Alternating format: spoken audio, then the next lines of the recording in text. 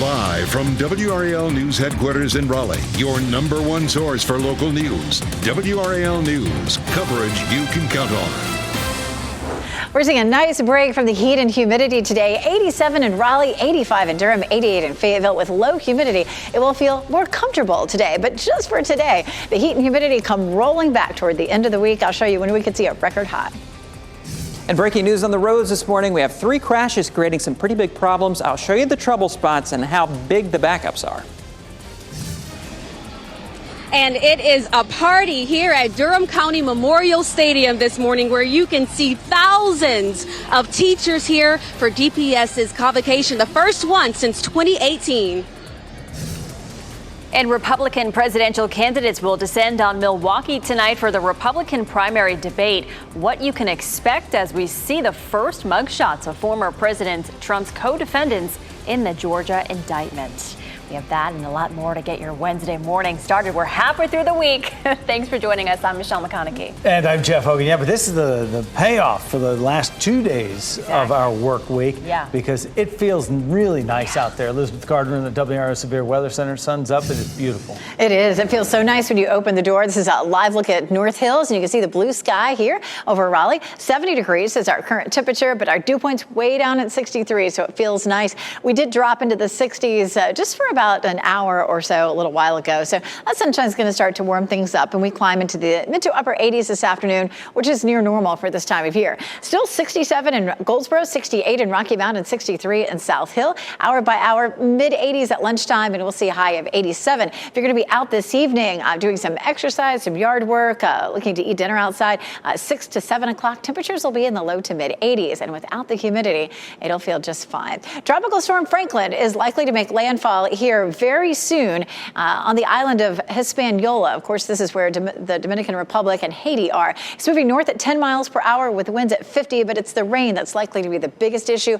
5 to 10 inches with some areas up to a foot of rain, which is likely to cause mudslides and flooding for those folks. It weakens a little bit over the island, but then regains strength back out here into the Atlantic, becoming Category 1 late this week, early in the weekend. And we can follow the storm as it travels northward off the coast of North Carolina. This run of the computer model keeps it several hundred miles offshore, but we could still see some rip current danger and possibly some beach erosion. We'll talk about those impacts in more detail coming up, Brian. Elizabeth, 8:02 right now, and it's a busy morning out there with a few crashes creating some pretty big backups. We're going to start in Knightdale. This is 87 southbound at the Smithfield Road interchange. We had a crash blocking all but one lane out there a little while ago. It has been now moved to the median and the shoulder. No emergency vehicles on the scene, but we're still working through some pretty big delays. It's starting to get a little better, though. About a 43-minute backup overall on 87 southbound. With all those lanes open, we should see a lot of improvement. Backups began right around Wendell Falls Parkway, and it is solidly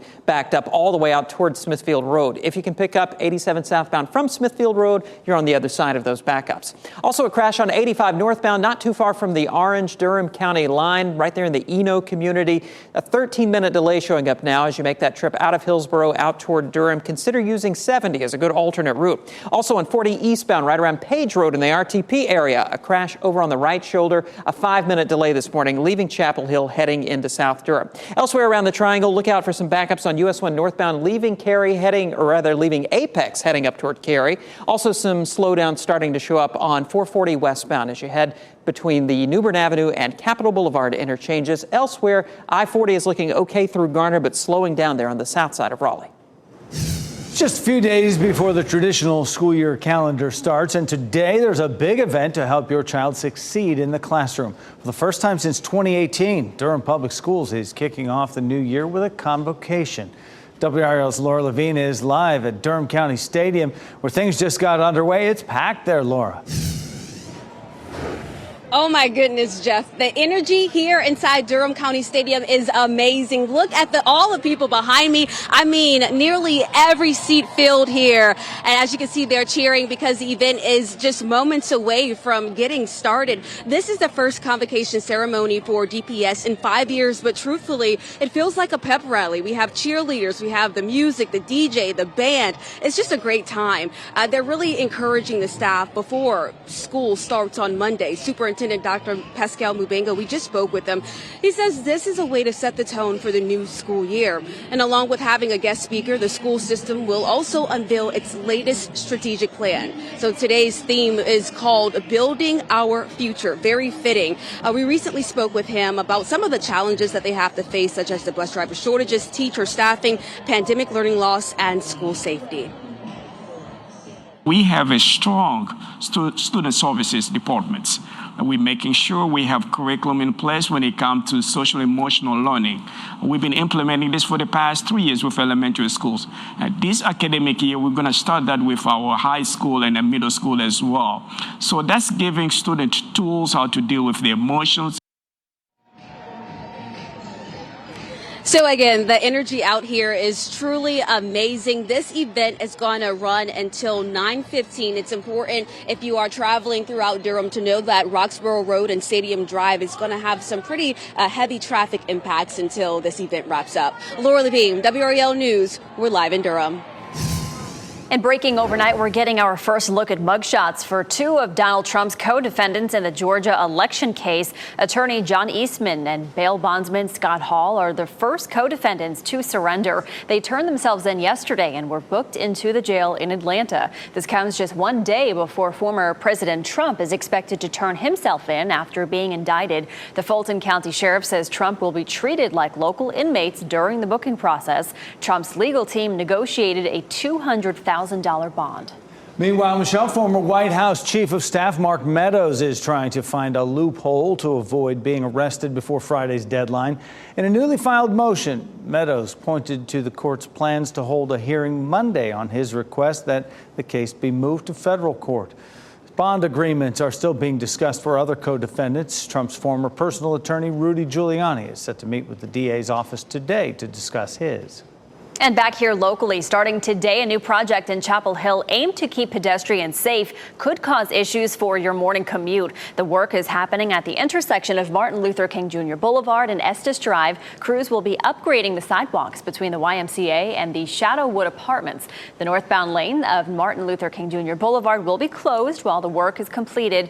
It's expected to last about 3 months. And coming up in our next half hour, WRAL's Kelsey Coffey joins us with a closer look at the goals of the project.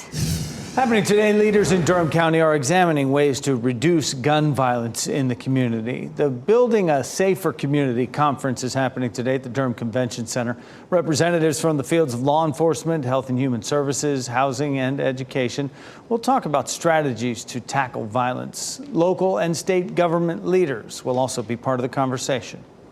The Wake County District Attorney says she has no plans to open a criminal investigation into House Speaker Tim Moore. Wake County Democratic Representative Terrence Everett called for a probe into possible embezzlement, bribery, or misconduct of public office. DA Lauren Freeman says that she sees no basis for an investigation into the House Speaker, telling WRAL, quote, "I respect Representative Everett's interest in ensuring that the public funds are appropriately used and that public office is not abused. His letter does not contain any information new to our office. There is no basis to move forward with a criminal investigation." New this morning, we have an update from the FBI on its effort to identify those unaccounted for in the Maui wildfires. We now know 115 people are confirmed dead, and the FBI says about 1,000 are still missing. Police say they're taking their time to make sure every part of the island destroyed by fire is searched for human remains. They're encouraging family members of the missing to provide their DNA to help identify their loved ones. Officials say they expect the number of confirmed dead to rise, and even after their searches are complete, there will still be many who are considered presumed dead.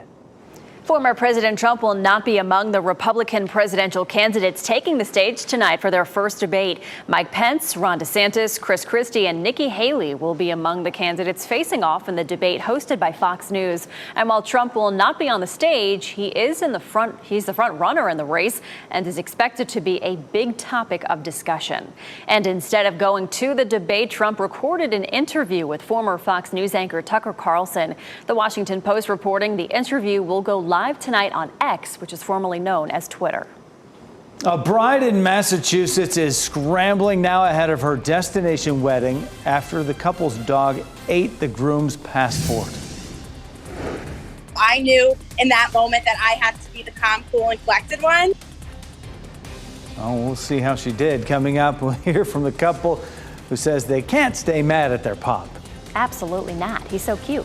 And scary moments for actress Drew Barrymore as she's approached by a stalker at a public event. Straight ahead, the moment that she was moved to safety. And when you open the door this morning, it doesn't feel like yesterday. Our dew point's way down here at 63, which puts it in the tolerable category. I'll show you why it won't be long before we're back to tropical coming up.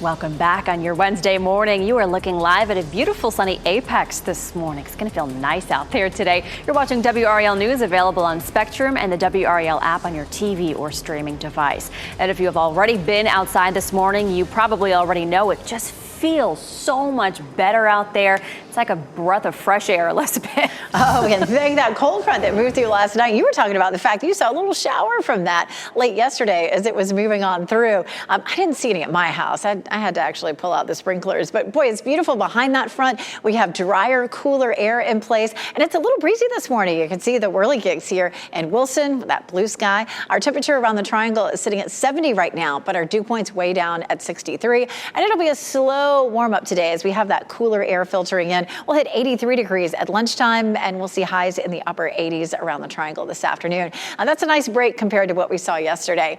Thanks to Ethan Clark, who sent us this photo of students headed back to class at NC State. That walk to class today will feel much nicer than it did yesterday. 63 in South Hill and Roxborough, 67 Goldsboro, 71 in Southern Pines, 72 in Fayetteville. So feeling comfortable with that drop in our humidity. And temperatures are a little cooler too. It's 5 degrees cooler in Fayetteville, Raleigh, and Durham than it was this time yesterday, and 8 degrees cooler in Rocky Mount. And that's enough that you will notice the difference.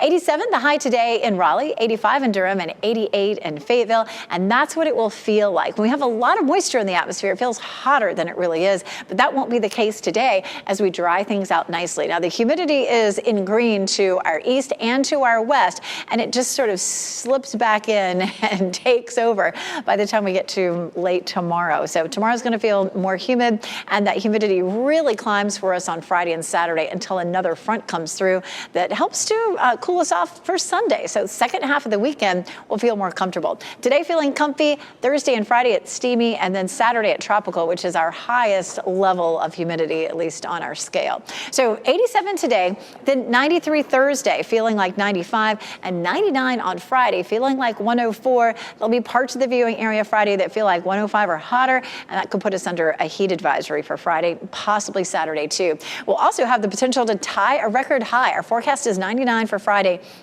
And that's the record at RDU set in 2007. And in Fayetteville, our forecast is 100 and the record was 100. So we're pushing record highs on Friday. Slightly cooler Saturday. We do get back into a little wetter pattern. It's not going to pour down rain all day, but a few scattered storms Friday, Saturday, into Sunday, Monday, and Tuesday. So back to those afternoon storms. But it's also cooler on Sunday, back to 89. And for the first day of school for a lot of kids, a high of just 84. Brian? That's not bad at all. It is now 8:16. We're still watching these delays as you come in from Knightdale on 87 southbound. This is the camera out at Smithfield Road, and you can see plenty of activity here in the median and also on the right shoulder. No travel lanes are blocked right now, but look out for that activity. Move over if you can. Slow down otherwise. Right now, you can see a lot of improvement there. A 6-minute delay as opposed to the nearly hour-long delay we were measuring at the height of all this. And most of that is confined to the area right around Smithfield Road. If you can pick it up from Smithfield Road, you should be in fine shape heading out toward 540. Some good news in South Durham. This is I-40 out at Page Road on that eastbound side. That earlier crash on the right shoulder now has cleared. Still seeing about a 5-minute delay coming in from Chapel Hill overall as you head through South Durham. We still have that crash on 85 northbound on the east side of Hillsborough over toward the Eno area. About a 14-minute delay on 85 north leaving Hillsborough heading back toward Durham. Use 70 is a good alternate route this morning as you make your way through that Eno community. Pick up I-85 from there, and you should be in good shape heading toward Durham.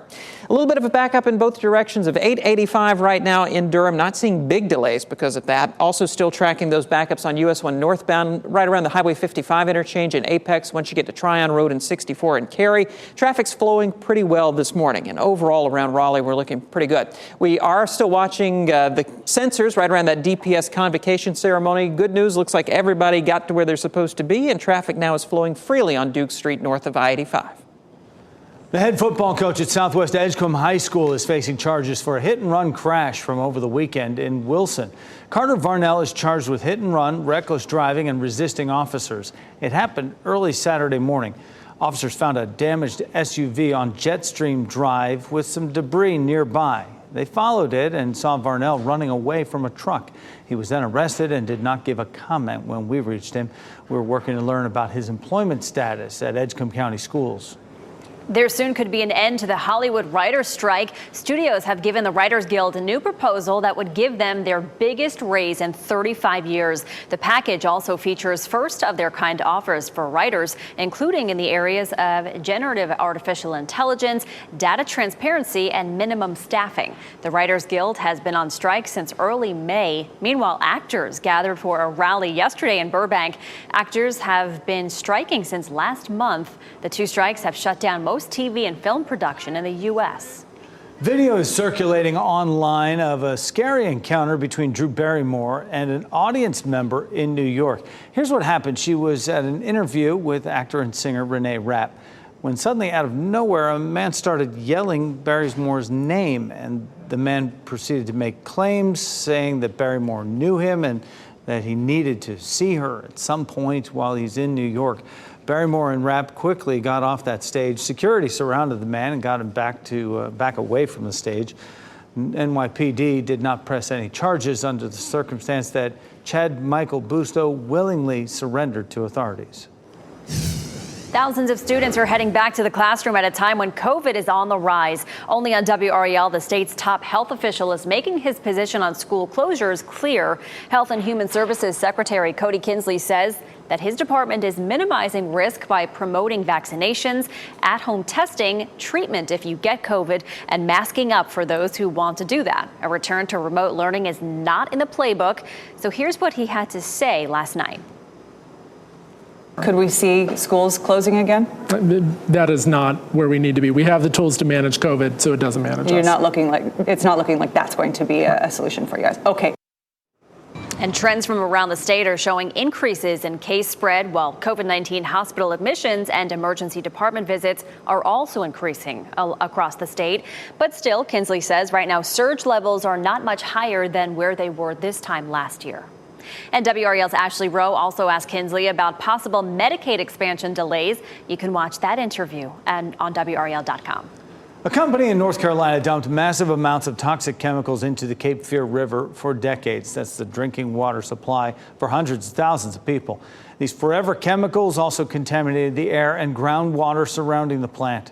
We first learned of this contamination 5 years ago, but thousands of people are forced to use contaminated water today. WRAL investigative documentary reporter Kristen Severance and WRAL environmental reporter Liz McLaughlin teamed up to show what is happening in these contaminated areas. You can watch Forever Chemicals, North Carolina's toxic tap water, tonight at 7:30 on WRAL or on WRAL.com. You can also find it on the WRAL Doc YouTube page at 8 p.m.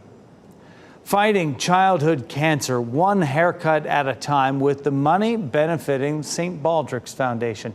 It was a packed house at the Springfield Area Rec Club in Raleigh, where volunteers had their haircut in solidarity with children battling cancer. The president of St. Baldrick's told WRAL these events have raised more than $1 million for pediatric cancer research. Volunteers came to the stage as people in the audience donated money for those new hairdos. It's such a cool foundation. I love that. All right, get this. A Massachusetts couple, they're really excited for their destination wedding in Italy at the end of the month. But there's one problem. The couple's dog chewed up the groom's passport. The guilty party is a 1.5-year-old golden retriever. Donato Frateroli and Magda Masri are trying to get Donato an emergency passport now because of this guy. I am just going full steam ahead, just hoping that I'll be able to get on that plane on Friday. And Donato will get his passport, because at the end of the day, the most important thing to us is that we get married. Worst case scenario, our guests are going to go over there and have a fantastic time. I will be probably back here. I'm going to probably encourage my fiance to go and enjoy it as well. Oh, my goodness. Magda says that she can't blame the dog, saying she was just upset the couple wasn't bringing her to the wedding. She's like, listen, if I'm not going, neither are you. I'm chewing the passport. And not only, I mean, chewed up the picture, the barcode on there, like all the vital stuff that you need. So they've contacted their senator, their congressman, and they're seeing what they're going to do, holding out hope, crossing their fingers. But you can't stay mad. Look how cute that dog is. You have a golden, Jeff. You would know. Yeah. So. And I probably still would after that incident. I guess. Yeah. I'd be mad though. This morning, there's new body cam video of the moments police saved a woman they found chained up in a house in Kentucky. Coming up in our next half hour, how neighbors helped police get that woman to safety. And thousands of Durham school employees are meeting today ahead of the start of classes, the issues that leaders want to address as students get ready to return to school.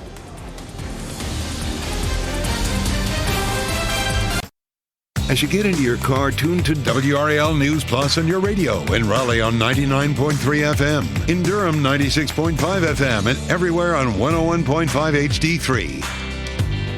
Time now is 8:26 on your Wednesday morning. I'm Michelle McConaughey. We have a couple traffic backups on the roads. Brian Schrader is tracking them all for us. Brian, what's going on? Still watching three main trouble spots around the triangle, although we are seeing a lot of improvement here over the past few minutes. Going to start off in Knightdale at 87 southbound at Smithfield Road. An earlier crash that blocked a few lanes out there now has been moved to the shoulder and the median. Right now we're measuring a 4-minute slowdown coming in through Knightdale. However, 64 Business or Knightdale Boulevard is pretty heavily congested as you head through Knightdale back toward 540. Also still watching some delays on 85 northbound because of a crash right around the Orange-Durham County line. About a 9-minute delay there heading toward Durham. Consider using 70 as a good alternate route. And 40 eastbound out of Chapel Hill, an earlier crash around Page Road, largely cleared now. About a 6-minute delay heading through South Durham. It feels nice outside right now. We've had a drop in humidity and our temperatures are comfortable. Wilson checking in at 68. A little breezy. You can see the whirligigs moving. 70 in Durham and 72 in Fayetteville.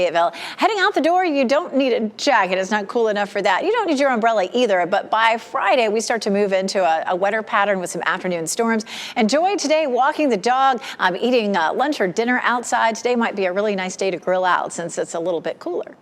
All right, thanks, Elizabeth. For the first time since 2018, Durham Public Schools will kick off the new school year with a convocation today. About 5,000 employees are expected to participate, along with a guest speaker. The school system will also unveil its latest strategic plan as well. Coming up next on Fox 50, what you need to know about a new road project underway in Chapel Hill aimed at protecting pedestrians. And then up next on Today, a teacher returns to her own high school for the surprise of a lifetime.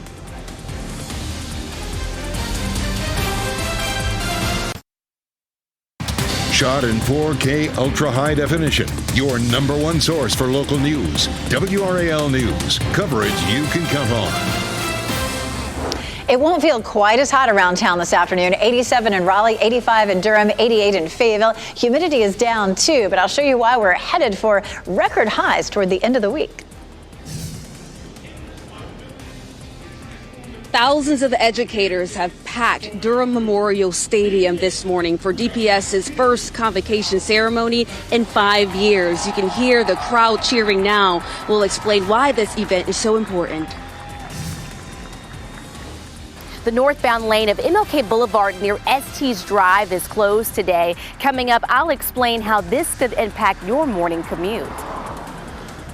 8:30 is the time right now on our Wednesday morning. This is the payoff for the last couple of days of the heat. We made it. Yeah, we've made it to the halfway point. Yeah. And then it's going to go back to the way it was. I'm Jeff Hogan. It's good to have you with us. And I'm Michelle McConaughey. Yeah, well, we get a little bit of a break today, but it's going to get hot again by the end of the week. But you know what? We're going to focus on today. How about that? Meteorologist Elizabeth Gardner with a look over Wilson at the whirligigs. Those things are really going. They are. Yeah, we're going to live in the moment with this beautiful day today. Lots of sunshine, breezy there with those whirligigs really spinning there in Wilson. Our temperature is 70 degrees in the Triangle. Our dew point is a comfortable 63 and may drop into the upper 50s later this afternoon. It's still in the 60s in a few spots, 67 in Goldsboro, 68 Rocky Mount, 65 in South Hill, so feeling comfortable, 72 in Fayetteville, 71 in Southern Pines. But with a nice drop in humidity, it feels nice out there. We're going to see that all day. We'll see 83 degrees at lunchtime. We'll climb to 87 for the high later this afternoon. We do have some intense heat in our forecast, possible record highs on Friday, but in the 7-day forecast, we have more days with highs in the 80s than highs in the 90s, so we're getting somewhere. We'll take a look at that coming up. Tropical storm Franklin likely to make landfall here in the next couple of hours on the island of Hispaniola, moving north at 10 miles per hour with 50-mile-per-hour winds, and likely to dump as much as 5 to 10 inches of rain, and maybe even some isolated 12-inch totals, which is going to cause some mudslides and flooding for those folks, unfortunately. Then becoming a Category 1 storm and potentially moving off the coast of North Carolina. We'll take a look at this view of our computer model, and you can see the center of the storm, at least on this run, stays fairly far off the coast. However, we're likely to see some rip current danger and potentially some erosion due to high surf. We'll talk about some of those details coming up. All right, thanks, Elizabeth. We are days away from the start of the traditional school schedule, and today an event is happening to help your students succeed in the classroom. For the first time in 5 years, Durham Public Schools will kick off the new school year with a convocation. And WRAL's Laura Levine is live at Durham County Stadium with the importance of this ceremony and all the excitement that's going on behind you, Laura. Yeah, Michelle, I just interviewed Durham's Teacher of the Year, and she said it's really important that teachers motivate our students, but teachers need motivation too. So that's exactly why they're here. About 5,000 educators have packed the stadium. And right now we have speakers up on stage, but they've had the DJs, the cheerleaders, the band out here. It's really been such an exciting time. Superintendent Dr. Pascal Mubenga says this is a way to set the tone for the new year. Along with having that guest speaker, the school system has unveiled its latest strategic plan called Building Our Future. Very fitting, as 31,000 students will start school on Monday. We have discussed how DPS plans to tackle the challenges of bus driver shortages, teacher staffing, safety, and more. I spoke with Dr. Mubenga a lot about that, and he says they've seen a lot of progress with staffing, and we have recent numbers that he shared with us that we'll have much more information on in our upcoming newscast. But he says that they are ready, they are prepared, and this event is to make sure that teachers have that momentum to keep going, especially starting on Monday. Laura Levine, WRAL News, live in Durham. A new construction project is underway in Chapel Hill this morning. It is designed to protect pedestrians at dangerous intersections. Now, crews are working at the intersection of Martin Luther King Boulevard and Estes Drive. It's expected to last several months. WRAL's Kelsey Coffey joins us now to explain how this will make walking and biking safer. The northbound lane of MLK Boulevard near Estes Drive is now closed. Now, this is the section of the road that's between the YMCA, where I'm standing right now, and a little bit further down the road, the Shadowwood apartment complex. This lane is closing as crews work on a new sidewalk to increase pedestrian safety. There's been at least one pedestrian accident here over the past few years. 2 teenagers were hit at this intersection on New Year's Eve back in 2021. Town leaders are organizing road safety initiatives to prevent situations like this one. We know that speeding is a concern on MLK. A lot of our police department's speed enforcement efforts focus on that area. And as parents are preparing to take their students to school next week, the town is asking for them to account for a little bit of extra time in their morning commute, as this could impact traffic. And if you use the bus stop that's here at the Y, that bus stop is now going to be moved to the Airport Road crosswalk. This closure is expected to last 3 months. Kelsey Coffey, WRAL News in Chapel Hill. And we're following breaking news in Fayetteville. Crews put out a fire in an abandoned house overnight. Fayetteville Fire Department says that it was intentionally set. They responded to Bevel Street just before 2:30 this morning. That's just behind the Sandpiper Buffet restaurant. The Fayetteville Fire Department says they are still investigating. Parts of Texas are dealing with flooding caused by Harold. That storm made landfall yesterday as a tropical storm before quickly being downgraded to a tropical depression. was the first storm of the 2023 Atlantic hurricane season to make landfall in the U.S. Decision 2024 now. The stage is set for the first Republican presidential debate tonight. The RNC announced 8 candidates qualified for the debate in Milwaukee. They include Donald Trump's former Vice President Mike Pence, Ron DeSantis, Chris Christie, Nikki Haley. The debate begins at 9 p.m. on Fox News. One of the most pivotal contamination stories in the United States is going on right here in our state.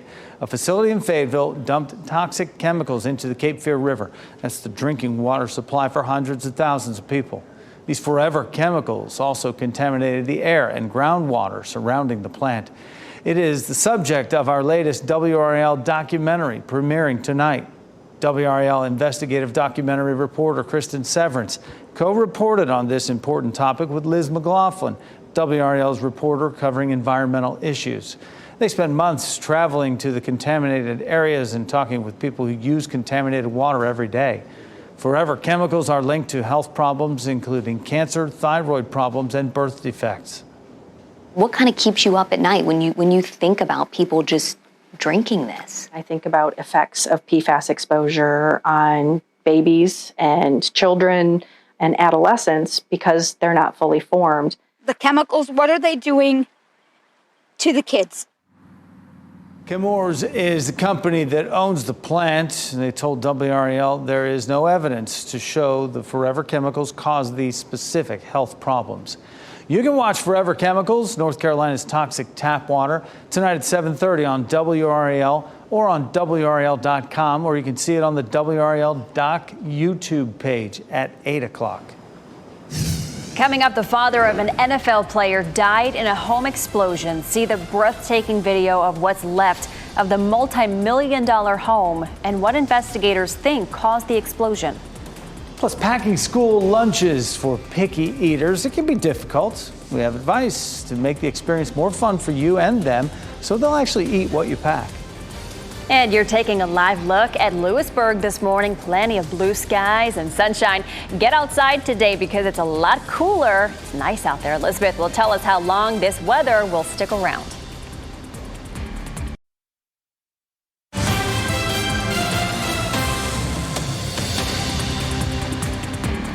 And happening now in the WRAL Live Center, as we've been reporting, Tropical Storm Franklin roaring toward Hispaniola. This is brand new video into our newsroom just in the last couple of hours. This is right out of the Dominican Republic, specifically Santo Domingo. The storm bringing high wind gusts, pummeling the shoreline, as you can see there.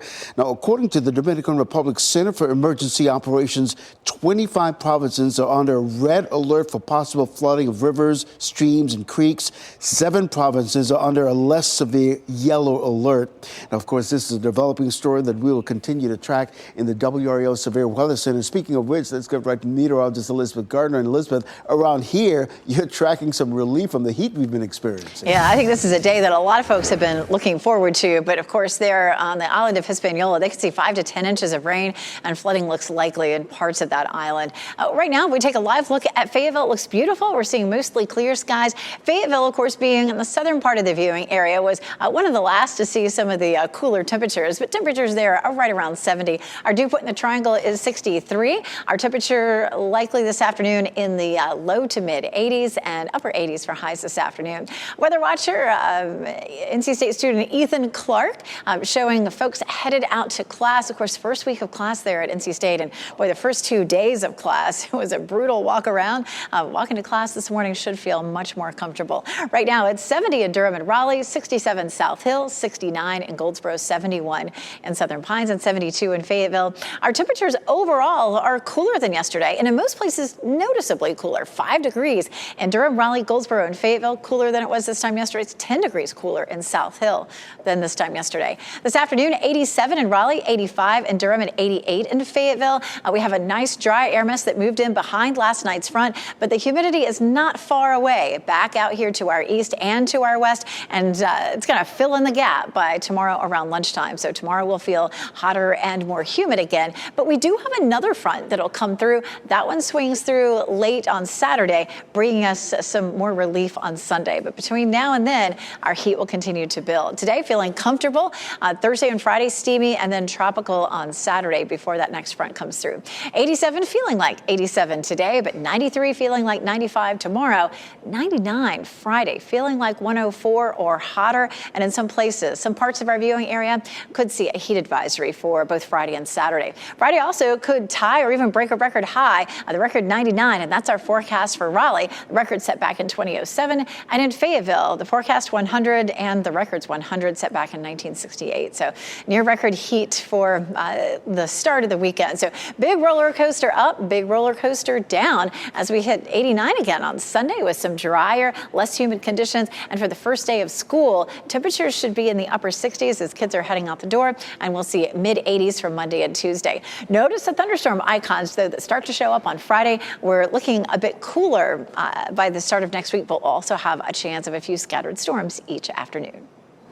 Thanks, Elizabeth. A Raleigh man accused of beating his mother to death could get the death penalty. Christopher McCullough made a brief appearance in court yesterday, 24 hours after his mother died from her injuries. He's accused of beating both of his parents at their home on August 6th in front of his 2-year-old son. His father is still in the hospital. Today, a judge appointed an attorney for McCullough, and he's being held on no bond. He'll be back in court September 12th. Newly released body camera video shows officers rescuing a woman they found chained inside a house in Louisville, Kentucky. The officers responded to the home last week after reports of a woman screaming for help. And when they got there, police found the front door was barricaded. Neighbors told the officers about a ladder on the side of the home they could use to get inside. On the second floor, they found the woman with a chain around her neck and a padlock that the chain was attached to on the floor. Officers used an axe to break that chain. A couple of days later, 36-year-old Moises May was arrested for kidnapping, among other charges.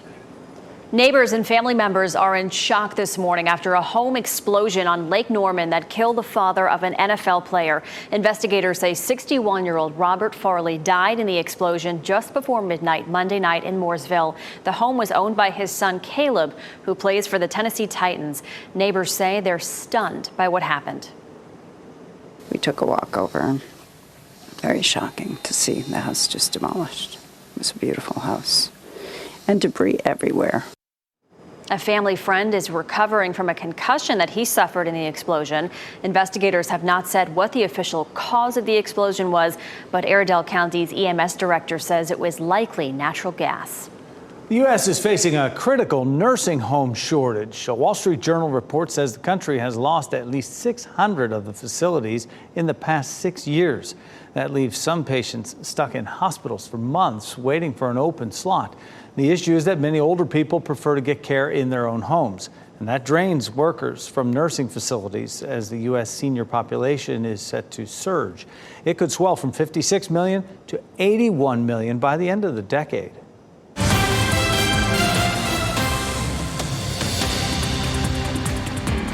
Finding something to pack in your child's lunchbox can be a real challenge every day, but it's even harder when your child is a picky eater, right?